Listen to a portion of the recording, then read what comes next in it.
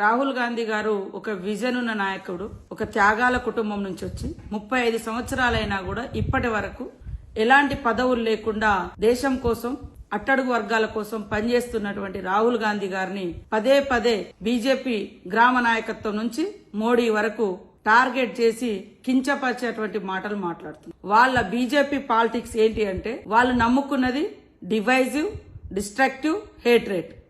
మరి మా రాహుల్ గాంధీ గారు ఆయన ఫాలో అవుతున్నటువంటి సూత్రం, ఆయన ఫాలో అవుతున్నటువంటి ప్రిన్సిపల్స్ లవ్, పీస్, అదే విధంగా ఒక ఎయిమ్ తోటి, ఒక లక్ష్యం తోటి ఈ యొక్క సిద్ధాంతాలను కంపేర్ చేసుకొని చూస్తే ఈ సమాజానికి మరి హేట్రేట్ పనికొస్తుందా, విద్వేషం పనికొస్తుందా, మరి శాంతి ప్రేమ అనేది పనికొస్తుంది. ఆయన యొక్క ఈ విజన్ ను డైవర్ట్ చేయడం కోసం ఈ రోజు వ్యక్తిగతంగా కులము, మతము, వర్గం అనేటువంటి తీసుకొచ్చి ఇవాళ మాట్లాడుతున్నటువంటి బీజేపీ నాయకులు 10 సంవత్సరాలుగా మీరు సమాజానికి, సొసైటీకి చేసింది ఏమి లేదు.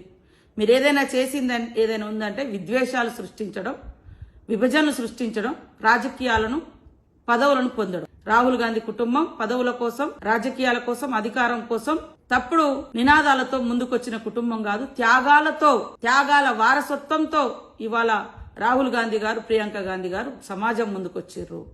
అంతే తప్ప ఆస్తుల కోసం, అంతస్తుల కోసం, ఆదాని, అంబానీ లాంటి వాళ్ళ ఆస్తుల పెంపుదల కోసం కాదు. సమాజంలో ఉన్నటువంటి అంతరాలను, కుల, మత, వర్గ రహిత సమాజం రావాలి అంటే ఉన్నటువంటి వాళ్లకు అత్యధికంగా ఫలాలు అందించాలి, సంక్షేమాలు అందించాలి, రిజర్వేషన్స్ అందించాలి.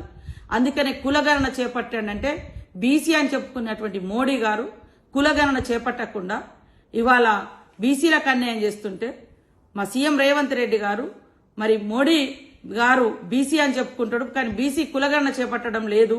ఆయన పుట్టుకతో బీసీలాగా పుట్టలేదు, వాళ్ళ కులాన్ని బీసీగా చేర్చుకున్నాడని రేవంత్ రెడ్డి గారు మాట్లాడితే అసలు బీసీ కులగణన నుంచి డైవర్ట్ చేయడం కోసం, రాహుల్ గాంధీ గారి యొక్క లక్ష్యాన్ని డైవర్షన్ చేయడం కోసం ఇవాళ రాహుల్ గాంధీ గారిని, వారి కుటుంబాన్ని టార్గెట్ చేసి మాట్లాడుతున్నారు. సమాజం ఆలోచించాలి. మా నాయకుడు విజన్ ఏంది, బీజేపీ నాయకుల విజన్ ఏంది.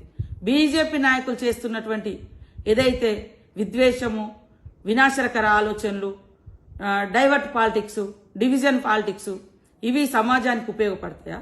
ఏమైనా అభివృద్ధి సాధిస్తుందా? ఈరోజు ఈ సమాజంలో నెహ్రూ గారి కాడ నుంచి మరి మొన్నటి వరకు మన మన్మోహన్ సింగ్ గారి వరకు తెచ్చినటువంటి అనేక సంస్కరణలే ఈరోజు ఈ దేశాన్ని, ఈ సమాజాన్ని నిలబెడుతున్నది వాస్తవం కాదా? ఆలోచించాలని ఈ సందర్భంగా కోరుకుంటూ, బండి సంజయ్ గారు మీరు మంత్రిగా ఉన్నారు, భారత రాజ్యాంగం మీద ప్రమాణం చేసి వచ్చేటప్పుడు మరి ఏం చేసి వచ్చారు?